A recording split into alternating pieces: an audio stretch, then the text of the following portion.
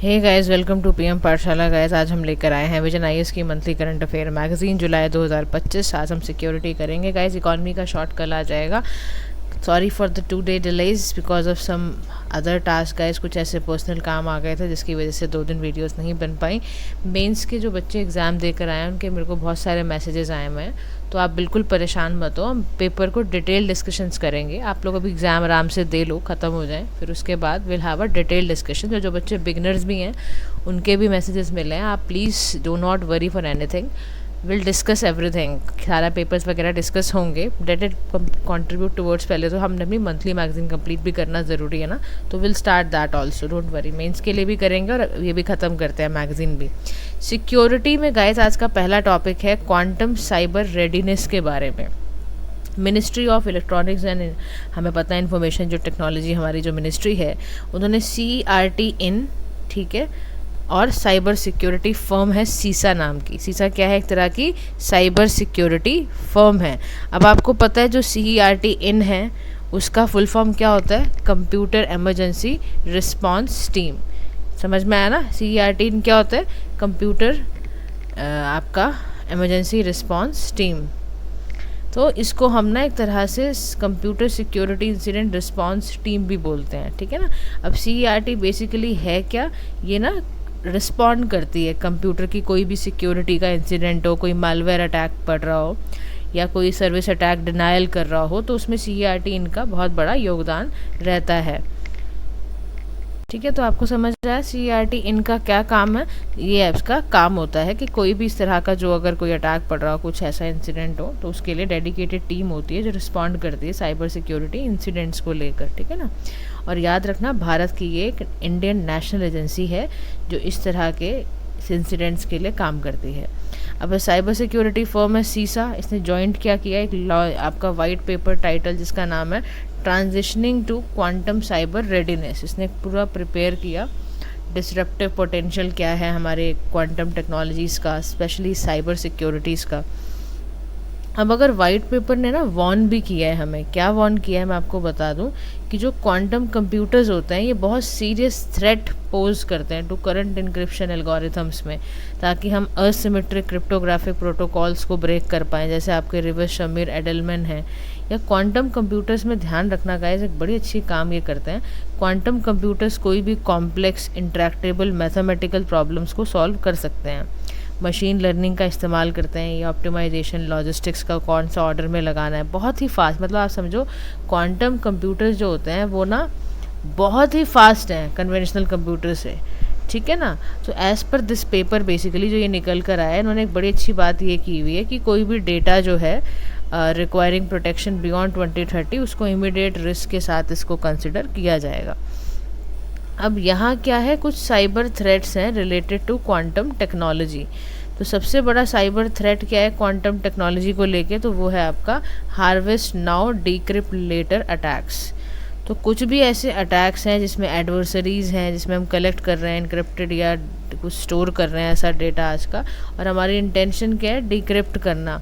Once quantum computers become capable, basically जब भी हमारे क्वांटम कंप्यूटर्स कैपेबल हो जाएंगे ना करंट हमारे क्रिप्टोग्राफिक सिस्टम को ब्रेक करने में, तो ये बहुत बड़ा साथ निभाएंगे। तो अब क्वांटम टेक्नोलॉजी जो है साइबर थ्रेट से रिलेटेड बता रही है कि आप हार्वेस्ट तो आज करोगे लेकिन वो जाके डिक्रिप्ट लेटर अटैक्स भी बन सकते हैं। तो ये बहुत बड़ी एडवर्सरीज भी है क्वांटम टेक्नोलॉजीज़ के साथ। ये बहुत सारे एडवर्सरीज फॉर्म में है कि जो आप कभी भी डेटा आज कलेक्ट या स्टोर कर रहे हो, तो अगर उसकी intention decrypting it once quantum computers के साथ अगर हुई तो वो करंट क्रिप्टोग्राफिक सिस्टम को ब्रेक डाउन कर सकते हैं। तो क्रिप्टोग्राफी में बहुत यूज़ हो रही है क्वांटम टेक्नोलॉजी, तो वहाँ पर बहुत सारा खतरा है। इसलिए जो भी बच्चे क्रिप्टो करेंसी खरीदने की सोच रहे हैं या क्रिप्टो सिस्टम ऐसा कुछ यूज़ करने की सोच रहे हैं, तो 1000 बार सोच लेना, बड़ा ही खतरनाक है, बड़ा ही खतरनाक है। दूसरा साइबर थ्रेट जो क्वांटम टेक्नोलॉजी से रिलेटेड होता है वो एक होता है सिक्योर चैनल डिक्रिप्शन। यानी क्वांटम कंप्यूटिंग जो होती है ना, ये इनक्रिप्टेड नेटवर्क कम्युनिकेशन को ब्रेक कर सकती है and listen in on sensitive conversations like defence communications वगैरह को भी ये सुनती है। अब नेक्स्ट आता है सिग्नेचर इम्पर्सोनेशन, यानी कि क्वांटम कंप्यूटिंग्स है कैन इनेबल अटैकर्स, वो अटैकर्स को ऐसा कुछ कर देती है कि वो डिजिटल सर्टिफिकेट सारे उसके चोरी हो जाएं, मालवेयर डिस्ट्रीब्यूशन, टारगेटेड फिशिंग की प्रॉब्लम आ जाए, न्यू और ज़ीरो डे वल्नरेबिलिटी का भी प्रॉब्लम है। मतलब ऐसा कभी कभी क्वांटम एल्गोरिथम्स अननोन है, मान लो, और उसको ब्रेक हो गई वो कहीं से, चैलेंजेस इसके भी आ सकते हैं कि क्वांटम्स को वो रोक सकती है, क्रिप्टोग्राफी न करने दे। तो ये भी एक समस्या है कि बहुत ज़्यादा इसके पोटेंशियल होने के बावजूद भी कुछ ऐसे इसके एल्गोरिथम्स हैं क्वांटम्स के जो अभी तक अननोन हैं, और उसकी वजह से पूरा एग्जिस्टिंग जो क्रिप्टोग्राफिक सिस्टम है वो ख़त्म भी हो सकता है। तो इसकी बड़ी सारी समस्याएं हैं, साइबर थ्रेट बहुत है क्वांटम टेक्नोलॉजीज़ के साथ। सबसे बड़ी बड़ी दिक्कत क्या है कि जो आज आप डेटा इतना स्टोर कर रहे हो, कल वो डिक्रिप्ट हो गया तो पूरे करंट क्रिप्टोग्राफिक सिस्टम को हिला के रख देगा। और आपका ये चैनल जो है वो बड़ा सिक्योर नहीं है, बहुत सी सेंसिटिव इन्फॉर्मेशन, जैसे डिफेंस की आप चीज़ों को यूज़ कर रहे हो कंट्री की, तो उससे आपकी बहुत सेंसिटिव इन्फॉर्मेशन कोई कंट्री के पास पहुंच सकती है। बात समझ रहे हो? अब भारत का इनिशिएटिव क्या है to prevent quantum cyber threats, तो वो है नेशनल क्वांटम, हमने मिशन बनाया था 2023 में, और हमारा इसमें यही ऑब्जेक्टिव है कि हम क्या कर पाएँ, क्वांटम सिक्योर्ड कम्युनिकेशन को 2000 किलोमीटर तक हम कर पाएँ। दूसरा क्या है, DRDO प्रोजेक्ट्स ने इनॉग्रेट करा है, क्वांटम टेक्नोलॉजी रिसर्च सेंटर्स बनाए हैं ताकि सक्सेसफुली हम क्वांटम इंटेंगलमेंट कर पाएँ, सिक्योर कम्युनिकेशन बना पाएँ, है ना। कुछ और भी एफर्ट लिए गए, जैसे C कर है, वर्किंग ऑन अ क्वांटम की डिस्ट्रीब्यूशन, पोस्ट क्वांटम क्रिप्टोग्राफी, ये सारे के सारे तैयार करे गए हैं, C जैसे फॉर्म में है। या इसरो का मामला है, तो सक्सेसफुली इसरो ने क्या करा है, फ्री स्पेस आपके क्वांटम की डिस्ट्रीब्यूशन को 300 मीटर्स के लिए भी खोला है। अब यहाँ पर ये कह रहा है, देखो भारत सरकार बहुत कुछ कोशिश कर रही है, चाहे C खोला हो हमने, इसरो भी सक्सेसफुली क्वांटम की डिस्ट्रीब्यूशंस को अभी डिमॉन्स्ट्रेट कर रहा है, ढूंढ रहा है, देख रहा है ना। हमने क्वांटम इंटेंगलमेंट भी अच्छा करना शुरू किया ताकि हमारा जो कम्युनिकेशन नेटवर्क है एटलीस्ट वो सिक्योर रहे। तो ऐसे कई रोड मैप हैं जो यहाँ पर ये बता रहा है कि क्वांटम साइबर रेडीनेस के लिए वाइट पेपर ने रिकमेंड करा है। पहला एरिया इन्होंने दिया है कि foundational assessment and strategic planning बहुत ज़्यादा ज़रूरी है। कह रहा है जो क्वांटम बिल ऑफ मटेरियल्स है ना, तो की इनिशिएटिव्स को सपोर्ट करने के लिए रिसर्च रिस्क प्रायोरिटाइजेशन करो आप। सबसे पहले प्रोक्योरमेंट डिसीजंस लेने पड़ेंगे आपको, जो भी डिमांड है, पोस्ट क्वांटम कंपैटिबिलिटी है, प्लानिंग अपग्रेड करनी है, कंप्लायंस ऑडिट करने हैं, AI इन्हांस्ड आपका रिस्क असेसमेंट है, मशीन लर्निंग के एल्गोरिथम्स हैं ताकि पैटर्न रिकॉग्नाइज हो सके। फिर सेकंड काम क्या करना है कि टेक्नोलॉजी रीड करने वाली हो, उसकी कैपेसिटी को बढ़ाना है। यानी कोई भी ऑर्गेनाइजेशन बहुत विग्रेसली या रिग्रेसली टेस्ट करे और वैलिडेट करे सबसे पहले, पोस्ट क्वांटम क्रिप्टोग्राफी को इम्प्लीमेंट करने से पहले उसको पूरे प्रोडक्शन सिस्टम में एक बार चेक कर ले। और बड़े रिग्रेस टेस्ट लेने हैं, ऐसे नहीं कि आप बस ऊपर ऊपर से टेस्ट ले लो, पूरे रिग्रेस टेस्ट लेके ये चेक करो कि पोस्ट क्वांटम क्रिप्टोग्राफी इम्प्लीमेंट हो भी सकती है। आप प्रोडक्शन इन्वायरमेंट में उतारने से पहले ये टेस्टिंग करो। साथ ही कह रहे हैं कि हाइब्रिड क्रिप्टोग्राफी को अडॉप्ट करना है, यानी एक स्ट्रेटेजिक तरीका ढूंढना है जिससे क्वांटम सेफ सिक्योरिटी मिले, क्लासिकल क्वांटम रेजिस्टेंट एल्गोरिथम्स ये सब शुरू हो जाए। और नेक्स्ट है आपका फेस्ड ऑर्गेनाइजेशनल रोल आउट, यानी जितने भी PQC हैं उसमें आपने वर्क फ्लोज दिखाने हैं, सिक्योर सॉफ्टवेयर डेवलपमेंट है या नहीं है, की एक्शंस में देखना है, ICT पॉलिसीज़ को देखना है, स्टैंडर्ड बॉडीज़ के साथ हो रहे हैं या नहीं हो रहे हैं, resilience monitoring and future proofing करनी है, एक complementary physics based security model तैयार करना है, module lattice based digital signature algorithm तैयार करना है, stateless hash based digital signature, ये सारे के सारे तैयार करने हैं ताकि जितने भी क्रिटिकल डॉक्यूमेंट्स भी सरकार को हम जमा कराते हैं, कोई फाइनेंशियल ट्रांजैक्शन कोई कर रहा है, कोई लीगल डॉक्यूमेंट की बात है, तो वो भी क्या रहें, सिक्योर रहें। उसके लिए वाइट पेपर ने ये सारे सजेशंस दिए हैं। तो कंक्लूजन में कह रहा है कि देखो क्वांटम रिवोल्यूशन जो है ना, वो बहुत बड़ी बात है। ऑर्गेनाइजेशंस उसको सबसे पहले देखो, इनएविटेबल तो है, जो शब्द होता है ना इनएविटेबल, इसका मतलब क्या होता है आपको पता है? इनएविटेबल का गाइस मतलब होता है जिसको अवॉइड ना किया जा सके, प्रिवेंटेड फ्रॉम हैपनिंग। जिसे घटित होने से रोका ना जा सके उसको इनएविटेबल कहते हैं। तो देखो क्वांटम कंप्यूटिंग तो होगी होगी, इसमें कोई शक नहीं है, लेकिन जो भी ऑर्गेनाइजेशंस क्वांटम मैकेनिक्स को अपनी ऑर्गेनाइजेशन में लाना चाहती हैं, डालना चाहती हैं, वो डिसाइसिवली एक्ट करें, स्ट्रैटेजिकली करें, क्योंकि उससे उनका डेटा भी बचेगा क्वांटम रिस्क से, और क्वांटम रेजिलिएंट फ्यूचर के लिए भी वो तैयार रहेंगी। बात समझ रहे हो? एक ऐसा फ्यूचर बने जिसमें ना क्वांटम की अगर कोई समस्या भी आए तो उसको हम पहले ही डील कर पाएँ। तो न्यूज़ इन शॉर्ट्स हम समझते हैं। अब हम चलते हैं शॉर्ट्स की तरफ कि शॉर्ट्स क्या कह रहे हैं। तो शॉर्ट्स में सबसे पहला शॉर्ट है आपका operation Mahadev. Operation Mahadev guys एक तरह का जॉइंट काउंटर टेरर मिशन था। किनके बीच में? इंडियन आर्मी प्लस आपका सीआरपीएफ प्लस आपका जेएंडके की पुलिस के बीच में ये एक तरह का आपका basically joint counter terror mission था। ऑब्जेक्टिव इसका ये था कि फॉरेन टेररिस्ट को एलिमिनेट कराया जाए, कश्मीर वैली में आने से रोका जाए, और जो भी ये पाकिस्तान बेस्ड ग्रुप्स हैं, लश्कर तैयबा वगैरह, इनको कंप्लीट एलिमिनेट कराने के लिए ऑपरेशन महादेव चलाया गया। नेक्स्ट हमारा आता है ऑपरेशन मेडमैक्स। ये भी एक ऑपरेशन था जिसको कंडक्ट किसने कराया है? नारकोटिक्स कंट्रोल ब्यूरो ने, ताकि हम इलीगल फार्मास्यूटिकल ड्रग के ट्रेड को ख़त्म कर सकें। तो अंडर इट्स आपने जो नारकोटिक्स कंट्रोल ब्यूरो है, इसने ट्रांसनेशनल ड्रग ट्रैफिकिंग सिंडिकेट को डिसमेंटल करा, स्मगल करना कंट्रोल मेडिसिन को। सिंडिकेट बेसिकली क्या करता है? इनक्रिप्टेड डिजिटल प्लेटफॉर्म्स को यूज़ करता है, ठीक है, ड्रॉप शिपिंग मेथड्स को यूज़ करता है, ठीक है ना, क्रिप्टो करेंसी को स्मगल वगैरह करने में। तो ये नेटवर्क बेसिकली क्या कर रहा है? डिजिटल प्लेटफॉर्म्स में ट्रांसनेशनल लॉजिस्टिक्स कैसे चल रहा है, क्रिप्टो करेंसी, ताकि हम इलिसिट मॉडर्न ट्रेड को रोक सकें, उसके लिए ऑपरेशन मेडमैक्स चलाया जा रहा था। नेक्स्ट हमारा है प्रोजेक्ट 17A। तो इंडियन नेवी जो है ना, इंडियन नेवल शिप्स जो हैं, उदयगिरी नाम से सेकंड शिप आई है प्रोजेक्ट 17A। इसकी स्टिल्थ फ्रिगेट्स हैं, और ये इंडियन नेवी द्वारा बेसिकली क्या कराया जा रहा है?